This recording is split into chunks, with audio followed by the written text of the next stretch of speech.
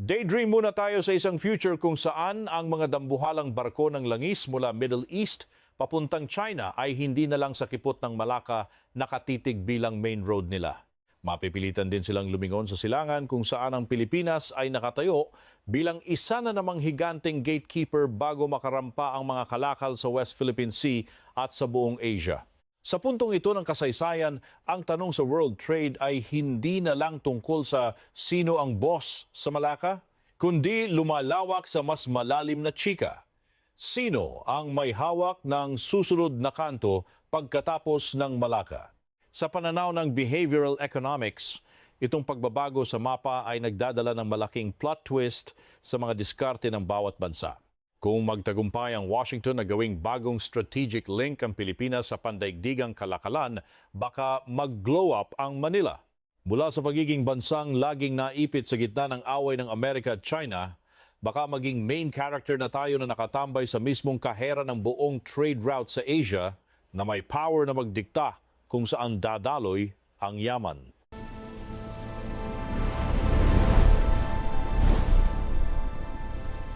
Bilang isang behavioral economist na mahilig mag-analyze ng macrofinance, sa tingin ko para sa mga Pinoy, ang kwentong ito ay hindi dapat ituring na parang action movie lang o usapang giyera.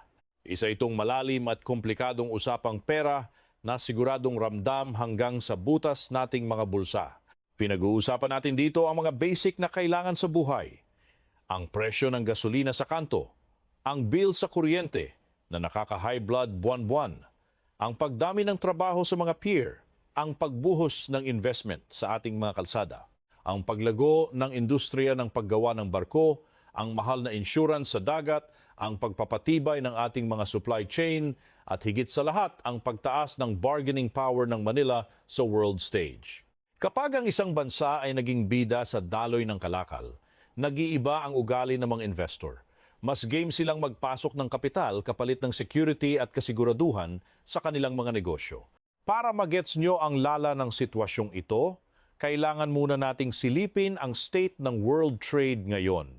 Ang kipot ng Malacca ay isa sa mga pinaka-busy na kalsada sa dagat sa buong mundo, isang legit na choke point sa lengguwahe ng macrofinance. Dito dumadaan ang halos 22% ng lahat ng kalakal sa dagat sa buong mundo, at mga 29% ng lahat ng langis na isinasakay sa barko. Ang mga numerong ito ay hindi lang basta display. Ito ang mismong dugo na nagpapatakbo sa ekonomiya ng Asia.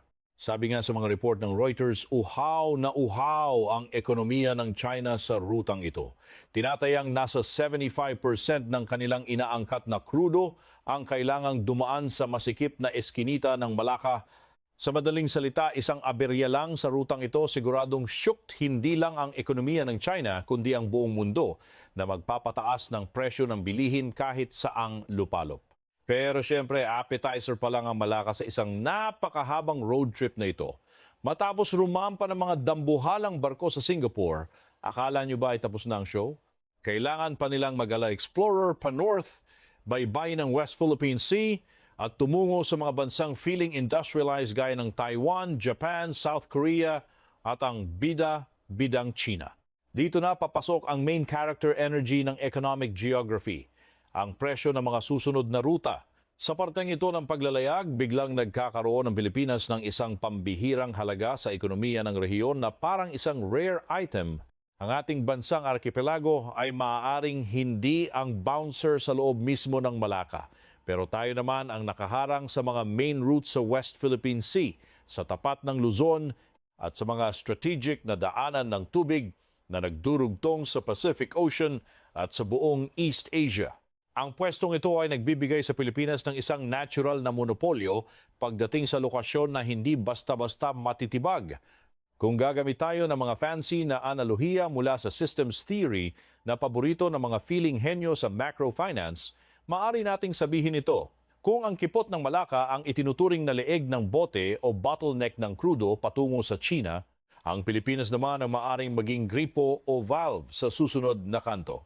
Ang isang gripo ay may power na mag-regulate, mag-stock at sa maraming pagkakataon pagkakitaan ng kahit anong dadaan dito.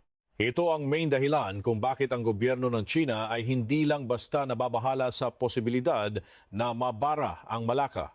Ang mga bossing sa Beijing ay nanginginig na sa takot sa isang mas malaking strategy na dahan-dahang nabubuo, isang soft containment network o yung dahan-dahang pagkulong sa kanila. Sa kanluran ay nandoon ang Malacca, sa hilaga ay nakabantay ang Taiwan at Japan, at sa timog silangan ay nakapwesto ang Pilipinas. Ang ganitong pag-ikot ay lumilikha ng environment kung saan bawat galaw ng kalakalan nila ay may kasamang matinding surveillance at siguradong butas bulsa sa taas ng gastos kapag pinag-uusapan ang pag-eksena ng Amerika sa Pilipinas, lalo na sa pamamagitan ng mga kasunduan gaya ng EDCA. Huwag niyo isiping pang-display lang ang ilang base militar. Sa pananaw ng behavioral economics, ang tunay na usapan dito ay ang K o kakayahan. Ang Washington ay nagkakaroon ng mas malawak na lisensya para maging marites sa mga ganap, mangipit kung kailangan, kumontrol sa mga risk na pwedeng sumulpot, at higit sa lahat, magdikta ng shipping costs sa dagat na itinuturing ng China na kanilang pinaka-importanting lifeline. Sa mundo ng negosyo, ang pagiging uncertain o kawalan ng katiyakan ay automatic na nagpapamahal sa mga gastusin. Kapag may power ang isang alyansa na taasan ang risk premium o ang presyo ng kaba sa isang partikular na ruta, automatic nitong binabago ang mga desisyon at galawan ng mga kalaban nilang bansa pagdating sa usapang ekonomiya at kalakal. Kapag sinabi nating second toll booth ng Malacca ang Pilipinas, hindi naman ibig sabihin na maglalagay ang gobyerno sa Maynila ng literal na harang sa gitna ng dagat para lang manghingi ng barya sa bawat barkong dadaan. Sa mundo ng modernong macrofinance, ang pangongolekta ng toll ay code word lang para sa paggamit ng magandang pwesto sa mapa para maging tunay na pera at power trip sa politika. Hindi na kailangang mangharang ng mga barko ang isang bansa para lang makakuha ng malaking kickback. Ang kailangan lang ay magpanggap na maging isang bonggang hub o sentro sa pagiging main spot para sa mga transshipment port, gasolinahan ng mga barko, talyer ng dagat, bodega ng supply, mga data center na tagabantay ng ruta at mga insurance agency, kusa ng dadaloy ang pera sa bulsa ng ekonomiya. Biniyayaan ng Pilipinas ng katangiang pinapangarap ng lahat, ang tumambay malapit sa mga flashpoints o gulo habang nakadikit pa rin sa mga dambuhalang palengke ng Asya. Kung magiging wais lang ang Maynila sa pag-flex ng bentaheng ito, pwede silang magbenta ng tinatawag na security services sa buong rehiyon. Ang mga dambuhalang barko ay laging naghahanap ng malalalim na pantalan. Kailangang mag-full tank, kailangan ng mabilisang talyer, kailangan ng mga freezer para sa mga maseselang produkto, kailangan ng lipatan ng container at mga bodega para sa inspeksyon. Sa batas ng supply at demand, kapag tumataas ang tensyon sa West Philippine Sea, hindi bumababa ang presyo ng mga serbisyong ito. Sa halip, mas nagiging mahal at mas malaki ang kita para sa bansang nagmamarunong mag-alok nito. Ito ang logic ng ekonomiya sa mga choke point, kung saan mas delikado, doon mas madaling mag-imbento at maningil ng mga extra fee gaya ng insurance, transportasyon, security, at mga bayad sa mga middleman. Sa kasaysayan, hindi naman yumaman ang Singapore dahil sa malawak nilang lupain o dahil marami silang ginto sa ilalim ng lupa. Yumaman sila dahil nasa tamang pwesto sila sa tamang panahon. At higit sa lahat, nakagawa sila ng buong sistema ng mga sosyal na serbisyo sa gitna ng walang tigil na kalakalan ng mundo.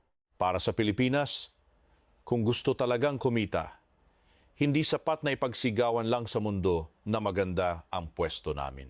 Sa mata ng macrofinance, ang lokasyon ay parang bakanting lote lang. Ang tunay na pera ay nasa mga itinayong pantalan, sa matitinong batas, sa sapat na kuryente, sa mga rilis ng tren, at sa galing na mga manggagawang hindi binabarat. Alam na alam ng Amerika ang galawang ito, kunwari pa sila. Hindi na lang basta outpost o tambayan sa giyera ang tingin ng Washington sa Pilipinas. Sa halip, unti-unti nilang tinitingnan ang arkipelago bilang isang kunwaring mahalagang dugtungan ng ekonomiya sa loob ng mga bagong supply chain na sila-sila rin ang nag-imbento. Para may resibo, nag-announce ang Estados Unidos at Pilipinas ng dambuhalang plano para sa isang economic at security zone na sasakop sa 4,000 ektarya sa loob ng tinatawag nilang Luzon Economic Corridor, ang main layunin. Patibayin ang mga supply chain para hindi na masyadong dependent sa China at mangakit ng bilyon-bilyong dolyar na investment daw. Isang malaking aral daw ito sa behavioral economics. Kapag ang mga issue sa geopolitics ay naging semento at bakal na, magiging totoong trabaho raw ito para sa mga tao at dyan na raw magsisimula ang pag-unlad ng bansa kung paniniwalaan mo. Para sa ating mga ordinaryong mamamayan, ang pinaka-praktikal na tanong ay ito. Gaganda ba talaga ang buhay natin sa lahat ng mga bonggang planong ito? Dito na pumapasok ang kaba na sinusuri ng mga ekonomista. Kung magpapaupa lang tayo ng lupa para sa mga base militar o pasilidad ng dayuhan habang nganga pa rin ang ating sariling mga industriya, edi sa iilang mapapalad lang mapupunta ang lahat ng benepisyo at kita. Pero kung magaling makipagbudol ang gobyerno sa Maynila at ipipilit ang mga deal na may kasamang investment sa mga pantalan, modernong tren, kuryente, training ng mga manggagawa, paggawa ng barko, at electronics, baka nga naman maging dambuhalang makina ng trabaho. Itong tarangkahan na sinasabi nila, ang Luzon daw ang pinakadabes na panimula para sa malawakang pagbabagong ito. Kunwari, kung maikokonekta lang daw ng maayos ang buong rehiyon sa pamamagitan ng mga modernong pantalan, airport, industrial parks, at mga ruta ng transportasyon, baka mahigop ng Pilipinas ang mga supply chain na nagbalak ng mag-alsa balutan mula sa China. Hindi naman daw ibig sabihin nito na tayo na ang papalit sa China bilang pabrika ng mundo sa loob lang ng isang gabi, isang imposibleng pangarap sa takbo ng ekonomiya ngayon. Sa halip, gusto lang nilang gawing rebound ang Pilipinas bilang alternatibong destinasyon sa ilalim ng estratehiyong China Plus One. Sa modelong ito, benta pa rin ang mga kumpanya sa Asia, dikit pa rin sila sa China, pero hindi na nila itataya ang lahat ng puhunan at panganib sa iisang bansa lang para hindi sila lugi. Ito ang eksaktong sitwasyon na nagpapakaba sa mga bossing sa Beijing. Kung titingnan ang kanilang drama, hindi lang naman sila nanginginig sa mga barkong pandigma ng Amerika na nakatambay sa mga baybayin ng Pilipinas. Ang mas malalim nilang takot ay tungkol sa pera. Takot silang ma-realize ng mga global brands na ang Pilipinas ay isang legit na option para sa manufacturing, logistics at higit sa lahat bilang insurance laban sa kanilang mga geopolitical na topak. Sa usapang macrofinance, ang base militar ay panandaliang sakit lang ng ulo. Pero ang isang matatag na economic corridor na pinopondohan ng Amerika, Japan at Pilipinas ay may kakayahang burahin ang China sa mapa ng investment sa susunod na 2 dekada. Hindi lang naman ang Amerika ang nakakaamoy ng kita rito. Ang Japan ay mayroon ding napakabigat na hugot para makisali sa estratehiyang ito. Ang ekonomiya ng Tokyo ay nakadepende sa kung gaano kaligtas ang mga dagat sa Southeast Asia na parang lifeline nila. Kabado silang masarhan ang West Philippine Sea at Luzon Strait, kaya naman gusto nilang i-diversify ang kanilang supply chain para hindi na sila masyadong umasa sa mga pabrika sa China. Kapag ang US, Japan at Pilipinas ay naging magkakabarkada, nag-iiba ang script. Para sa mga Pilipino, hindi na ito tungkol sa sino ba ang pipiliin ko sa dalawang higante. Sa mata ng behavioral economics, isa na itong malaking transaction. Binebenta ng Pilipinas ang kanyang prime location sa mga bansang kailangan ng mas safe at stable na ruta ng kalakalan. Pero siyempre, huwag tayong masyadong filingero dahil ang ganito kalaking bentahe ay may kasamang katumbas na panganib. Sa teorya ng finance, ang malaking kita ay laging may kasamang malaking risk, walang libreng tanghalian dito. Kung ang away ng Amerika at China ay lumala at hindi na maawat, asahan mong sisipa pataas ang insurance ng mga barko, magsisitakbo ang mga investors dahil sa takot, mawawalan ng kabuhayan ng mga mangingisda, lulubog ang turismo, at ang financial market ng Pilipinas ay magmumukhang roller coaster sa tindi ng gulo. Ang mga pasikat na event gaya ng Balikatan 2026 ay malinaw na resibo na ang Pilipinas ay seryoso na sa pagiging frontliner ng depensa at negosyo. Ang mga military exercise na ito ay hindi na lang basta-bastang laro-laro. May kasama itong mahigit 17,000 sundalo kung saan halos 10,000 ay galing sa Amerika plus mga saling pusa pa mula sa Australia, New Zealand at Japan. Ang mga ganap na ito na ginagawa mismo sa harap ng mga pinag-aagawang teritoryo sa West Philippine Sea ay isang napakalakas na parinig. Para sa mga opisyal sa China, ito ay senyalis na ang Pilipinas ay hindi na yung kawawang player na pwedeng ibuli sa dagat, kundi isa ng VIP member na nakakabit sa isang dambuhalang network ng deterrence. Kung titingnan ng maigi ang mapa, mukhang ang Luzon Strait ang pinaka-main character sa dramang ito. Itong anyong tubig na ito ang nagsisilbing VIP entrance mula West Philippine Sea patungo sa Pasipiko. At dito talaga nanginginig ang tuhod ng mga barkong pandagat ng China. Bilang sagot, itong gobyerno natin ay biglang naging masipag magtayo ng mga CCTV o Coast Guard stations sa mga isla sa dulo ng Hilaga malapit sa Taiwan para lang masilip at mabantayan ang bawat galaw sa lugar na ito. Balik tayo sa usapang pera. Kung sa Malacca Strait ay takot ang China na masakal ang kanilang supply ng langis, dito naman sa Luzon Strait sila praning na praning dahil bawat kembot ng kanilang Navy ay pwedeng masilipan, mabantayan at makontrol ng mga alyadong puwersa. Para sa Pilipinas, ang pagiging ikalawang guardhouse ay dapat ituring na pagkakataon para mag-overprice sa sarili nating lokasyon. Kapag ang Amerika ay naghahanap ng mapagtatambayan para sa kanilang mga plano, kapag ang Japan ay gustong makasiguro na hindi sila mabubudol sa dagat, kapag ang mga kumpanya ay naghahanap ng malilipatan na malayo sa gulo, at kapag ang China ay desperadong huwag makulong ng mga kalaban, biglang nagkakaroon ang Maynila ng malakas na alas sa pakikipagtawaran. Pero sa usapang game theory at behavioral economics, ang pagiging lodi sa negosasyon ay hindi nasusukat sa kung sino ang may pinakamalakas na boses o kung sino ang pinakamaingay sa social media. Ang tunay na galing ay ang kakayahang gawing totoong pera at konkretong benepisyo para sa bansa ang bawat kasunduang pangseguridad na pinapasukan. Ano ba talaga ang ibig sabihin ng mga konkretong benepisyo na ito? Hindi lang ito basta-basta. Ang usapan dito ay mga bagong pantalan na kasya, mga dambuhalang barko, mga pabrikang may high-tech na makinarya, libu-libong trabaho para sa mga lokal, at mga riles na hindi lang pag-drawing kundi magpapabilis talaga ng biyahe. Kasama na rin ang mga planta ng kuryente para hindi tayo laging talo sa bayaran at mga scholarships sa tech at engineering para sa mga kabataang hindi lang puro scroll ang gagawin. Kung hindi mag-iingat ang gobyerno, napakadaling mahulog sa lumang patibong. Ang hayaan ang mga bigating bansa na gamitin ang ating pwesto bilang free parking habang ang mga ordinaryong Pinoy ay walang napapala kundi ang stress at kaba mula sa away ng mga superpower.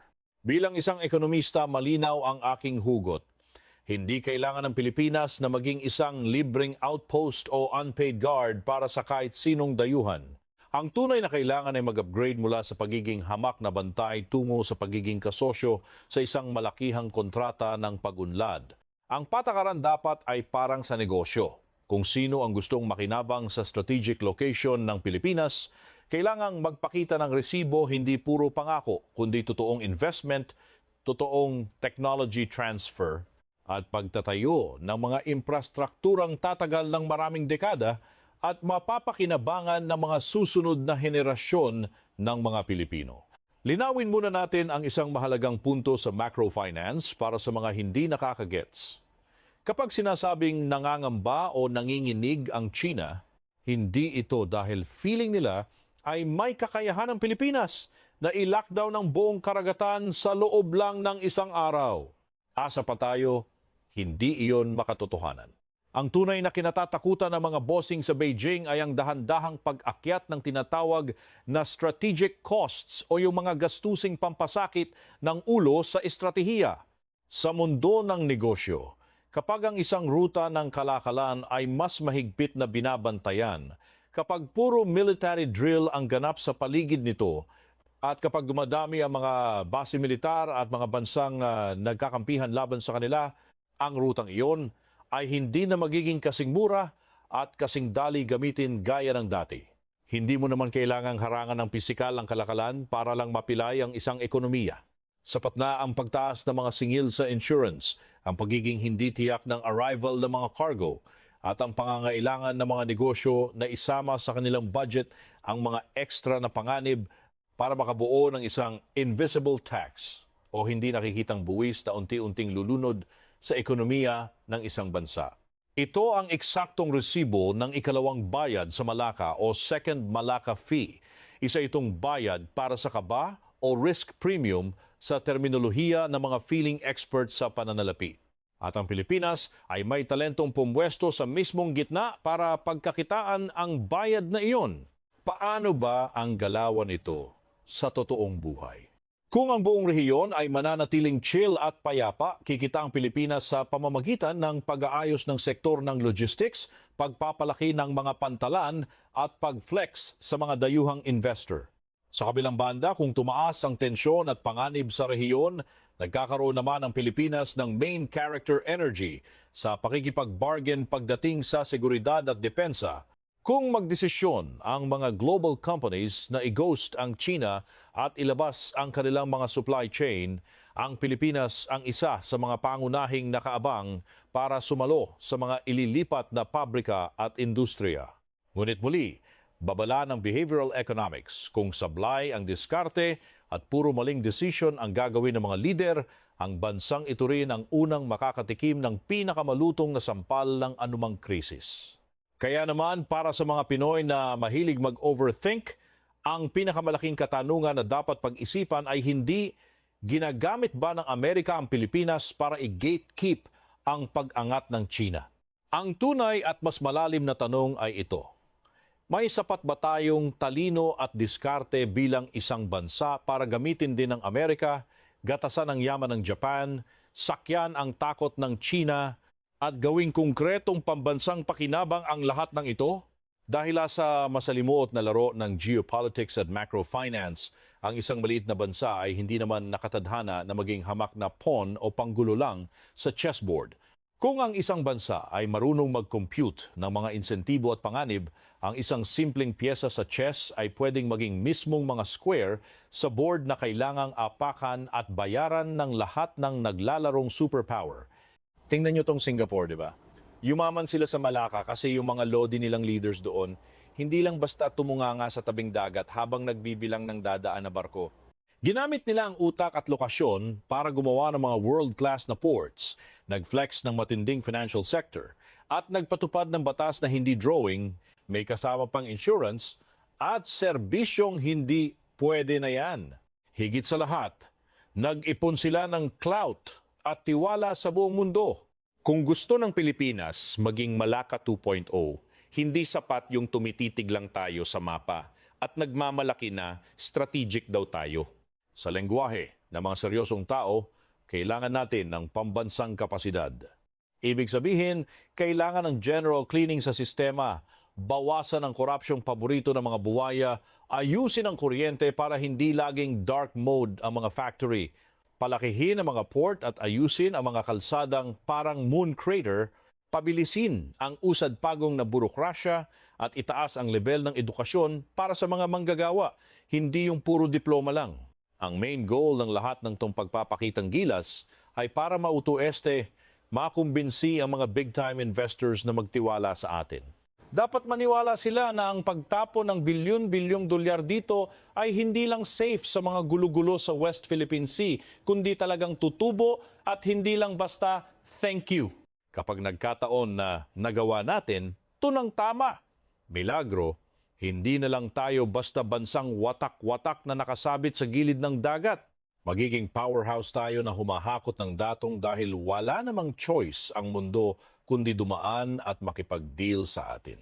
At aminin natin, ito ang ultimate nightmare ng China na siguradong ikaka-stress nila ng malala. Ang totoong kinatatakutan ng Beijing ay hindi yung Pilipinas na puro dada at reklamo sa mga international forum. Ang tunay nilang bangungot ay yung Pilipinas na tahimik pero brainy. Isang bansang alam kung paano gamitin ang macrofinance para gawing tunay na power at influence ang pwesto natin sa mapa. Yung bansang marunong mag-convert ng political power para makakuha ng budget sa mga modernong infra, na marunong gamitin ang mga infra na to para magkaroon ng trabahong hindi minimum wage lang, at sa huli, gawing solid na ekonomiya ang lahat ng to na hindi basta-basta matatakot ng kahit anong pananakot o bullying ng ibang bansa. Sa huli, kung titingnan natin ang history ng pera at kalakalan, ang pinaka-scary at effective na toll booth ay hindi yung may harang na bakal sa gitna ng kalsada. Ang pinakalupit na gate ay yung lugar na sobrang importante sa system na kahit anong barko, dambuhalang kumpanya o bida-bidang bansa ay kailangang isama ka sa math nila bago sila gumalaw.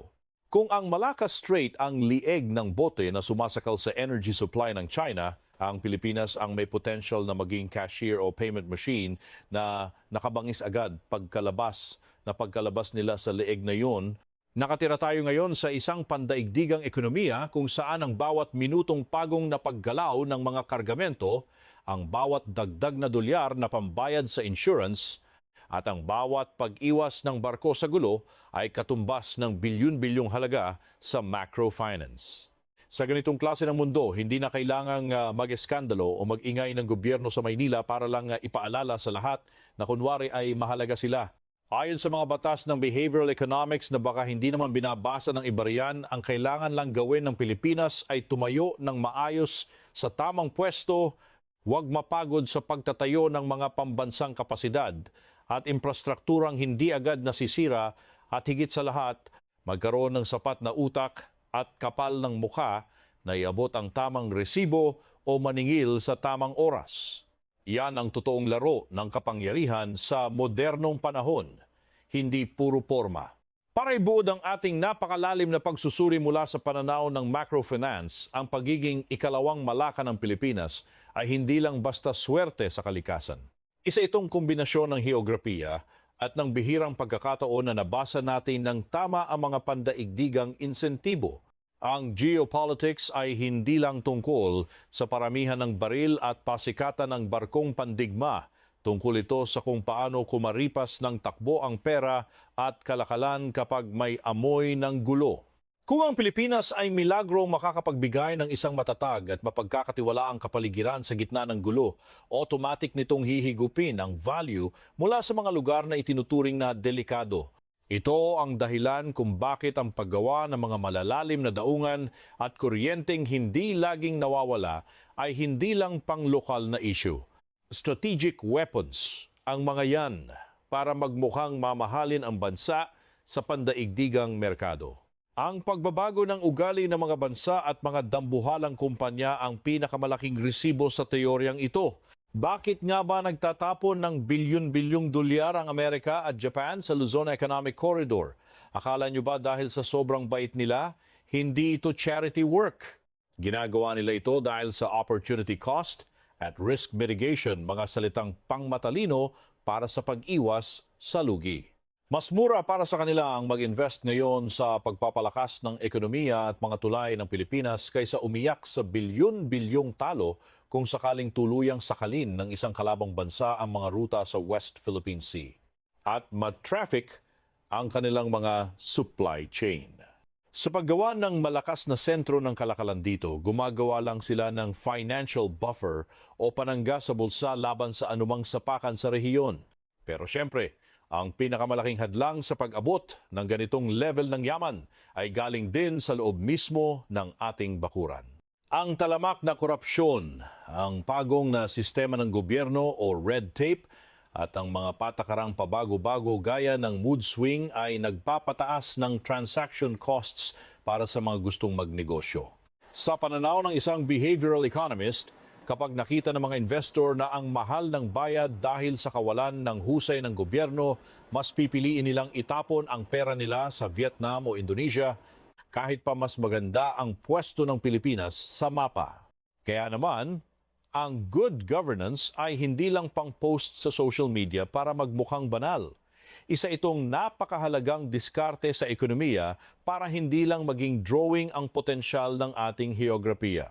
Bukod sa mga aesthetic na daungan at kalsadang laging binubungkal, may isang uri ng infrastruktura na madalas nating nakakalimutan pero bida sa macrofinance, ang tinatawag na human capital o yung mga taong ginagawa nating puhunan. Kung pangarap talaga ng Pilipinas na maging main character bilang hub ng manufacturing, logistics at tech para palitan ang China, kailangan natin ng sandamakmak na inhenyero, data analysts, at mga manggagawang hindi lang puro copy-paste ang alam. Ang pag-invest sa STEM at technical education ang magsisilbing script para matupad ang ganitong plot twist. Kasi naman, kung ang mga kumpanyang sawi sa China ay luluwas dito tapos makikita nilang wala palang sapat na utak o kakayahan ang mga tao para magpatakbo ng factory, yung buong second gateway drama natin ay magmumukhang flop na pelikula. Bale wala ang ganda ng lokasyon kung ang mga tao rito ay walang alam sa pagpapatakbo ng mga sistemang nakatayo. Silipin natin ng mas malapitan ang isang partikular na sektor na pwedeng pagkakitaan ng malala, ang Maritime Insurance at Risk Management. Habang busy ang lahat sa bardagulan sa West Philippine Sea, ang mga insurance companies sa mundo ay todo taas na ng singil sa mga barkong dumadaan sa ating bakuran.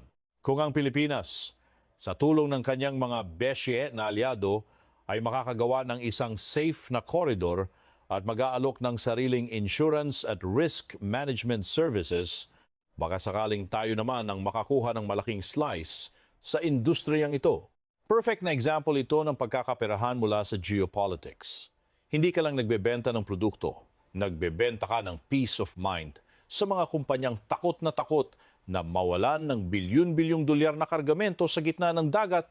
Hindi rin pwedeng mawala sa usapan ng kuryente sa equation na ito ng macrofinance kahit gaano pa ito kasakit sa bulsa. Ang pagiging bida sa logistics at manufacturing ay nangangailangan ng supply ng kuryente na hindi presyong ginto. Sa kasalukuyan, ang Pilipinas ay may isa sa mga pinakamahal na kuryente sa Asia at isa itong malaking red flag para sa mga investor na gustong pumasok. Kung ang pag-eksena ng Amerika at Japan sa Luzon Economic Corridor ay magdadala ng investment sa renewable energy, nuclear o mas murang natural gas, hindi lang nito mapapababa ang gasto sa produksyon, kundi baka sakaling magkaroon na tayo ng tunay na energy security. Ang isang tarangkahan na walang sariling kuryente para paandarin ang sarili niyang mga makina ay mananatiling hamon lang at hinding-hindi magiging epektibong player sa pandaigdigang kalakalan. Kapag ang lahat ng mga elementong ito, mga daungan, kuryenteng hindi pang mayaman, maayos na management, at mga manggagawang bihasa ay nag-combine, lilikha ito ng tinatawag nating multiplier effect o yung domino effect ng pagyaman sa ekonomiya. Ang isang trabahong nalikha sa isang modernong daungan ay automatic na magsisilang ng 3 hanggang 5 extra na trabaho sa mga kaugnay na sektor. Kailangan ng mga tao sa transportasyon para i-deliver ang mga gamit, kailangan ng mga karinderya para pakainin ng mga manggagawa, kailangan ng mga real estate companies para magtayo ng mga bahay malapit sa industrial zones, at kailangan ng mga financial services para hawakan ng mga sweldo at kita. Ito ang dahilan kung bakit ang pagiging ikalawang tarangkahan ay hindi lang basta cool na konsepto sa foreign policy. Isa itong malawakang plano para sa pambansang kabuhayan na sana ay maramdaman na rin ng bawat pamilyang Pilipino. Pero habang pilit nating binubuo ang ambisyosong pangarap na to, kailangan nating mag-tightrope walk sa napakanipis na lubid ng geopolitics. Sa behavioral economics, tinitingnan natin kung paano mag-tantrum ang mga kalaban. Kapag nahalata ng China na ang Pilipinas ay nagiging exclusive sidekick na lang ng Amerika para sa kanilang sariling asenso at hindi na neutral na tambayan ng kalakal, asahan mong maglalabas ang Beijing ng kanilang paboritong economic sanctions o parusang pang-ekonomiya. Baka bigla nilang i-ghost ang ating mga saging, iba ng mga turistang sino o i-block ang mga raw materials na kailangan ng mga pabrika nating naghihingalo. Kaya ang pinakautak na galaw para sa Maynila ay panatilihing open for all ang pintuan sa negosyo habang ginagamit ang tropang Amerika bilang bodyguard sa seguridad. Ito yung sining ng pagiging main character na kailangan ng lahat pero hindi pag-aari ng kahit sino. Para mangyari ito, kailangan ng Pilipinas ng vision na hindi naglalaho na parang bula tuwing may bagong nakaupo sa palasyo. Sa macrofinance, ang pinakamalaking kalaban ng asenso ay ang talamak na lack of continuity o yung hilig nating mag-iba ng isip kung ang mga plano para sa Luzon Economic Corridor at pag-upgrade ng mga pantalan ay ititigil o bababuyin lang tuwing may bagong presidente, good luck na lang kung may magtiwalang investor sa atin. Ang paggawa ng ikalawang Malacca ay hindi parang instant noodles. Aabutin niya ng 2 hanggang 3 dekada. Kailangan ito ng pambansang kasunduan na hindi kayang tibagin ng politika, kung saan isinasantabi ang bangayan para sa malinaw na layuning pang-ekonomiya. Ang pag-unlad ay nangangailangan ng disiplina, at ang disiplina sa pera ang magsisilbing pundasyon ng bago nating flex bilang bansa. Dito natin makikita ang bagong definition ng soberanya na hindi lang pang Facebook post. Sa modernong mundo, ang soberanya ay hindi lang nasusukat sa pagpapatrolya sa mga isla o pagpapasikat ng mga barkong pandigma. Sa mata ng macrofinance, ang tunay na kalayaan ay yung hindi kabutas ang bulsa ang kakayahang mag-set ng sariling rules sa ekonomiya, ang hindi pagiging sunod-sunuran sa isang superpower dahil sa utang at ang pagbibigay ng disenteng buhay sa mga Pinoy gamit ang ating swerteng lokasyon sa mapa. Kapag ang Pilipinas ay naging isang big-time hub na hindi kayang isnabi ng mundo, ang soberanya natin ay kusa ng mapoprotektahan hindi lang ng ating sundalo, kundi ng mga naglalakihang bansa na ayaw mawalan ng kita. Bilang pagtatapos sa ating pagmamarunong gamit ang lens ng behavioral economics, kitang-kita na nag-iiba na ang ihip ng hangin sa rehiyon. Ang plano ng Amerika na palakasin tayo ay baka pang-militar lang sa simula, pero ang epekto nito sa macrofinance ay mas malalim pa sa hugot ng ex mo. Kung nanginginig man ang China ngayon, yon ay dahil nakikita nilang dahan-dahang sumisikat ang isang bagong sentro ng ekonomiya na hihigop sa mga investment at tech na dati ay sa kanila lang napupunta. Ang Pilipinas ay nasa isang bihirang once-in-a-lifetime na pagkakataon sa kasaysayan. Pabor sa atin ang mga baraha, kakampi natin ang mapa, at ang mga pandaigdigang insentibo ay saktong-sakto sa ating mga plano. Ang tanging challenge na lang talaga ay kung paano natin didiskartehan ang mga barahang to. Huwag naman tayong masyadong pakamarupok at makontento na lang sa pagiging hamak na shortcut o kalsada kung saan rumarampa ang yaman ng iba habang tayo ay nakatunganga lang. Dapat tayo na mismo ang may main character energy, ang manager ng traffic at ang bansang panay ang singil sa bawat galaw ng pera sa paligid natin. Kung gagamitan lang natin ang utak, konting hiya naman at malinaw na vision sa pera, baka sakaling hindi na lang tayo kilala bilang tambayan ng bagyo at taga-collect ng krisis. Baka sakaling tawagin na tayong bagong higante sa Southeast Asia, ang bida-bidang gatekeeper na nagdidikta kung saan papunta ang world trade. At sa mundong ito na puro macrofinance ang usapan, wala nang mas lalamang pa sa power ng pagiging nasa tamang spot, pagiging tunay na may talent, at syempre, ang pag-send ng resibo sa buong mundo.